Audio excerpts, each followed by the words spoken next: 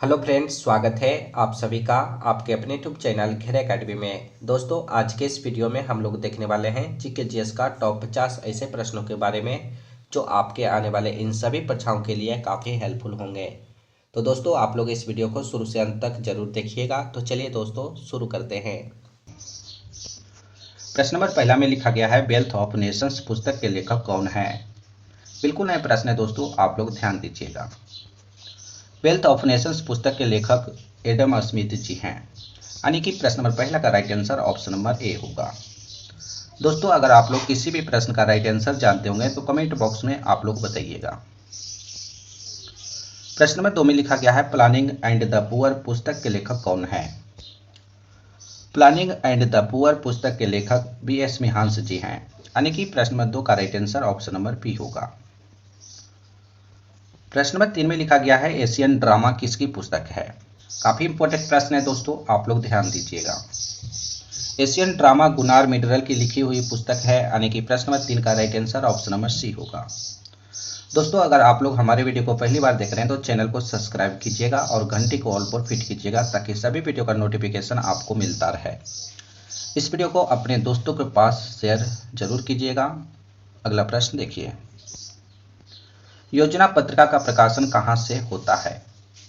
योजना पत्रिका का प्रकाशन कहाँ से होता है।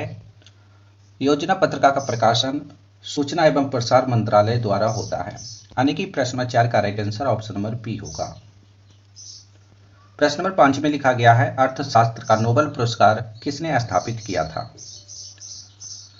इस वीडियो में सभी प्रश्न दोस्तों काफी इंपॉर्टेंट प्रश्न हैं, आप लोग सभी प्रश्नों को बारीकी से देखिएगा और सभी प्रश्नों को याद रखने की कोशिश कीजिएगा। अर्थशास्त्र का नोबेल पुरस्कार स्वीडन का सेंट्रल बैंक ने स्थापित किया था, यानी कि प्रश्न नंबर 5 का right answer option number B होगा। प्रश्न नंबर 6 में लिखा गया है, भारत में न्यूनतम मजदूरी अधिनियम कब लागू किया गया था। भारत में न्यूनतम मजदूरी अधिनियम 1948 ईस्वी में लागू किया गया था, यानी कि प्रश्न नंबर 6 का right answer option number B होगा। प्रश्न नंबर 7 में लिखा गया है, राष्ट्रीय ग्रामीण स्वास्थ्य मिशन कब शुरू हुआ था। काफी बार एग्जाम में पूछा गया प्रश्न है दोस्तों, आप लोग ध्यान दीजिएगा। राष्ट्रीय ग्रामीण स्वास्थ्य मिशन अप्रैल 2005 को शुरू हुआ था, यानी कि प्रश्न नंबर 7 का right answer option number D होगा। प्रश्न नंबर 8 में लिखा गया है, मूल अधिकारों को सर्वप्रथम किस देश में संवैधानिक मान्यता प्रदान की गई थी। मूल अधिकारों को सर्वप्रथम संयुक्त राज्य अमेरिका देश में संवैधानिक मान्यता प्रदान की गई थी, यानी कि प्रश्न नंबर 8 का right answer option number B होगा। प्रश्न नंबर 9 में लिखा गया है, भारतीय संविधान द्वारा भारतीय नागरिक को कुल कितने मौलिक अधिकार प्रदान किए गए थे। काफी इंपॉर्टेंट प्रश्न है दोस्तों, आप लोग ध्यान दीजिएगा। भारतीय संविधान द्वारा भारतीय नागरिक को कुल 7 मौलिक अधिकार प्रदान किए गए थे, यानी कि प्रश्न नंबर 9 का right answer option number B होगा। प्रश्न नंबर 10 में लिखा गया है, किस भाषा को सशस्त्रीय भाषा का दर्जा दिया गया है। उड़िया भाषा को सशस्त्रीय भाषा का दर्जा दिया गया है, यानी कि प्रश्न नंबर 10 का right answer option number A होगा। अगला प्रश्न देखिए, प्रश्न नंबर 11 में लिखा गया है, हिरोशिमा पर पहला एटम बम कब गिराया गया था। हिरोशिमा पर पहला एटम बम 6 अगस्त 1945 ईस्वी को गिराया गया था, यानी कि प्रश्न नंबर 11 का right answer option number A होगा। अगला प्रश्न देखिए, प्रश्न नंबर 12 में लिखा गया है, मैकमोहन रेखा किन देशों के मध्य स्थित है। काफी इंपॉर्टेंट प्रश्न है दोस्तों, आप लोग ध्यान दीजिएगा। मैकमोहन रेखा भारत और चीन देशों के मध्य स्थित है, यानी कि प्रश्न नंबर 12 का right answer option number B होगा। प्रश्न नंबर 13 में लिखा गया है, रेड क्लिफ रेखा किन देशों के मध्य स्थित है। रेड क्लिफ रेखा भारत और पाकिस्तान देशों के मध्य स्थित है, यानी कि प्रश्न नंबर 13 का right answer option number D होगा। प्रश्न नंबर 14 में लिखा गया है, अंतर्राष्ट्रीय महिला दिवस कब मनाया जाता है। काफी बार एग्जाम में पूछा गया प्रश्न है, आप लोग ध्यान दीजिएगा। अंतर्राष्ट्रीय महिला दिवस 8 मार्च को मनाया जाता है, यानी कि प्रश्न नंबर 14 का right answer option number B होगा। दोस्तों, वीडियो पसंद आए तो एक लाइक जरूर कीजिएगा। अगला प्रश्न देखिए, भारत का प्रथम दूरदर्शन केंद्र कौन है। भारत का प्रथम दूरदर्शन केंद्र कहां पर है, तो आप लोग याद रखिएगा, नई दिल्ली में, यानी कि प्रश्न नंबर 15 का right answer option number C होगा। प्रश्न नंबर 16 में लिखा गया है भारत की पहली टेक्निकलर फिल्म कौन है? भारत की पहली टेक्निकलर फिल्म झांसी की रानी है, यानी कि प्रश्न नंबर 16 का right answer option number C होगा। प्रश्न नंबर 17 में लिखा गया है भारत की प्रथम 3D फिल्म कौन है? भारत की प्रथम 3D फिल्म माई डियर कुट्टी चाथन है, यानी कि प्रश्न नंबर 17 का right answer option number A होगा। इन सभी को आप लोग याद रखिएगा। भारत का प्रथम समाचार पत्र कौन है? भारत का प्रथम समाचार पत्र कौन सा है? तो बंगाल गजट, यानी कि भारत का प्रथम समाचार पत्र बंगाल गजट है। प्रश्न नंबर 18 का right answer option number D होगा। भारत का प्रथम परमाणु रिएक्टर कौन है? भारत का प्रथम परमाणु रिएक्टर कौन सा है? तो अप्सरा। भारत का प्रथम परमाणु रिएक्टर अप्सरा है। प्रश्न नंबर 19 का right answer option number A होगा। भारत की प्रथम पनडुब्बी कौन है? आप लोग को बताना है भारत की प्रथम पनडुब्बी का नाम क्या था। भारत की प्रथम पनडुब्बी का नाम INS कलवरी है, यानी कि प्रश्न नंबर 20 का right answer option number A होगा। प्रश्न नंबर 21 में लिखा गया है दोस्तों, आप लोग ध्यान दीजिएगा, भारत का प्रथम विमान वाहक पोत कौन है? ये सभी प्रश्न काफी इंपॉर्टेंट है, सभी को आप लोग याद रखिएगा। भारत का प्रथम विमान वाहक पोत INS विक्रांत है, यानी कि प्रश्न नंबर 21 का right answer option number C होगा। प्रश्न नंबर 22 में लिखा गया है भारत का प्रथम मध्यम दूरी वाला मिसाइल कौन है? भारत का प्रथम मध्यम दूरी वाला मिसाइल अग्नि मिसाइल है, यानी कि प्रश्न नंबर 22 का right answer option number C होगा। प्रश्न नंबर 23 में लिखा गया है भारत का प्रथम प्रक्षेप अस्त्र कौन है? काफी इंपोर्टेंट प्रश्न है दोस्तों, आप लोग याद रखिएगा। भारत का प्रथम प्रक्षेप अस्त्र का नाम पृथ्वी है, यानी कि प्रश्न नंबर 23 का right answer option number D होगा।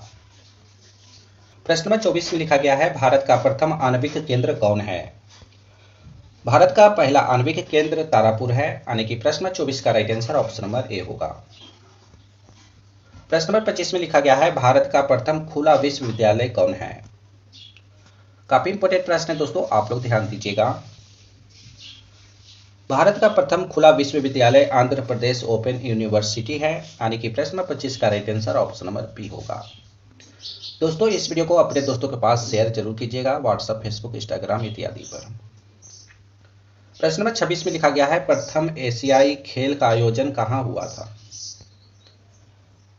पहला एशियाई खेल का आयोजन दिल्ली में हुआ था, यानी कि प्रश्न नंबर 26 का right answer option number B होगा। भारत का प्रथम विश्वविद्यालय कौन है?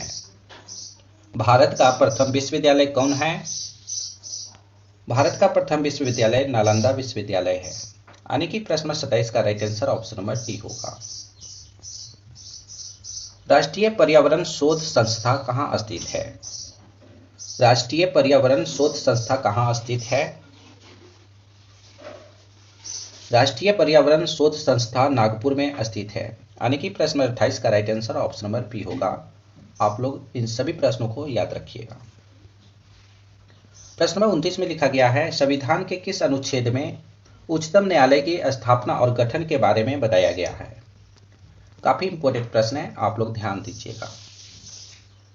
संविधान के अनुच्छेद 124 में उच्चतम न्यायालय की स्थापना और गठन के बारे में बताया गया है, यानी कि प्रश्न नंबर 29 का right answer option number C होगा। प्रश्न नंबर 23 में लिखा गया है संविधान के किस अनुच्छेद में राज्य का महाधिवक्ता के बारे में बताया गया है? संविधान के अनुच्छेद 165 में राज्य का महाधिवक्ता के बारे में बताया गया है, यानी कि प्रश्न नंबर 30 का right answer option number A होगा। प्रश्न नंबर 31 में लिखा गया है, आप लोग ध्यान दीजिएगा, संविधान के किस अनुच्छेद में भारत का राष्ट्रपति जी के बारे में बताया गया है? संविधान के अनुच्छेद 52 में भारत का राष्ट्रपति जी के बारे में बताया गया है, यानी कि प्रश्न नंबर 31 का right answer option number C होगा। प्रश्न नंबर 32 में लिखा गया है संविधान के किस अनुच्छेद में राष्ट्रपति द्वारा क्षमादान की शक्ति के बारे में बताया गया है? ये सभी प्रश्न काफी इंपॉर्टेंट है दोस्तों, आपके एग्जाम में पूछे जा सकते हैं, इसलिए आप लोग सभी प्रश्नों को याद रखने की कोशिश कीजिएगा। संविधान के अनुच्छेद 72 में राष्ट्रपति द्वारा क्षमादान की शक्ति के बारे में बताया गया है, यानी कि प्रश्न नंबर 32 का right answer option number A होगा। प्रश्न नंबर 33 में लिखा गया है, जय हिंद का नारा किसने दिया था? जय हिंद का नारा किसने दिया था? जय हिंद का नारा सुभाष चंद्र बोस जी ने दिया था। यानी कि प्रश्न नंबर 33 का right answer option number B होगा। प्रश्न नंबर 34 में लिखा गया है, मारो फिरंगी को ये शब्द किसने कहे थे? मारो फिरंगी को ये शब्द मंगल पांडे जी ने कहे थे। यानी कि प्रश्न नंबर 34 का right answer option number C होगा। प्रश्न नंबर 35 में लिखा गया है, सरफरोशी की तमन्ना अब हमारे दिल में है, ये नारा किसने दिया? काफी इंपॉर्टेंट प्रश्न है दोस्तों, आप लोग ध्यान दीजिएगा। सरफरोशी की तमन्ना अब हमारे दिल में है, ये नारा राम प्रसाद बिस्मिल जी ने दिए थे। यानी कि प्रश्न नंबर 35 का right answer option number D होगा। प्रश्न नंबर 36 में लिखा गया है, महात्मा गांधी जी के राजनीतिक गुरु कौन थे? महात्मा गांधी जी के राजनीतिक गुरु गोपाल कृष्ण गोखले जी थे। यानी कि प्रश्न नंबर 36 का right answer option number C होगा। दोस्तों, इस वीडियो में अभी तक एक लाइक नहीं किए हैं, वो एक लाइक जरूर कीजिएगा। अगला प्रश्न देखिए, महात्मा गांधी जी ने पहली बार सत्याग्रह का प्रयोग कहाँ किया था? महात्मा गांधी जी ने पहली बार सत्याग्रह का प्रयोग दक्षिण अफ्रीका में किए थे। यानी कि प्रश्न नंबर 37 का right answer option number D होगा। प्रश्न नंबर 38 में लिखा गया है, भारत में गांधी जी ने पहला सत्याग्रह का प्रयोग कहाँ किए थे? काफी इंपॉर्टेंट प्रश्न है दोस्तों, आप लोग ध्यान दीजिएगा। भारत में गांधी जी ने पहला सत्याग्रह का प्रयोग चंपारण में किए थे। यानी कि प्रश्न नंबर 38 का right answer option number A होगा। प्रश्न नंबर 39 में लिखा गया है, महात्मा गांधी जी दक्षिण अफ्रीका से भारत कब लौटे थे? महात्मा गांधी जी दक्षिण अफ्रीका से भारत 1915 ईस्वी में लौटे थे। महात्मा गांधी जी भारत से दक्षिण अफ्रीका 1893 ईस्वी को गए थे। यानी कि प्रश्न 39 का right answer option number B होगा। अगला प्रश्न देखिए, प्रश्न नंबर 40 में लिखा गया है, गांधी जी दक्षिण अफ्रीका में कितने वर्ष रहे थे? गांधी जी दक्षिण अफ्रीका में किस वर्ष रहे थे? यानी कि प्रश्न नंबर 40 का right answer option number C होगा। गांधी जी को महात्मा कहकर प्रथम बार किसने पुकारा था? गांधी जी को महात्मा कहकर प्रथम बार किसने पुकारा था? गांधी जी को महात्मा कहकर प्रथम बार रविंद्रनाथ टैगोर जी ने पुकारा था। यानी कि प्रश्न नंबर 41 का right answer option number B होगा। महात्मा गांधी ने पहली बार भूख हड़ताल किसमें किया था? महात्मा गांधी जी ने पहली बार भूख हड़ताल किसमें किए थे? तो महात्मा गांधी जी ने पहली बार भूख हड़ताल अहमदाबाद आंदोलन में किए थे। यानी कि प्रश्न नंबर 42 का right answer option number C होगा। प्रश्न नंबर 43 में लिखा गया है, चंद्रमा का पर्यायवाची शब्द क्या है? हिंदी व्याकरण का प्रश्न है दोस्तों, आप लोग ध्यान दीजिएगा। चंद्रमा का पर्यायवाची शब्द शशि होगा।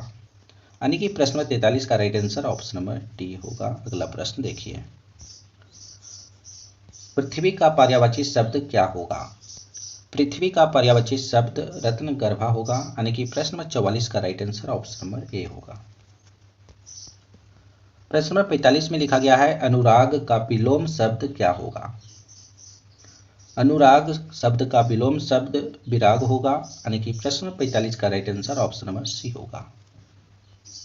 दक्षिण का विलोम शब्द क्या है? दक्षिण का विलोम शब्द क्या है?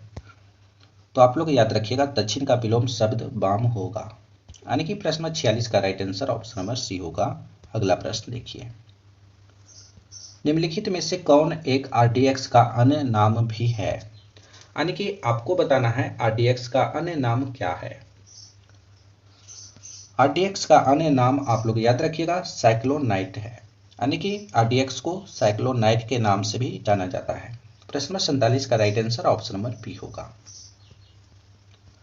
प्रश्न नंबर 48 में लिखा गया है, निम्नलिखित में से आंसू गैस का घटक कौन सा है? आप लोग को बताना है आंसू गैस का घटक कौन सा है।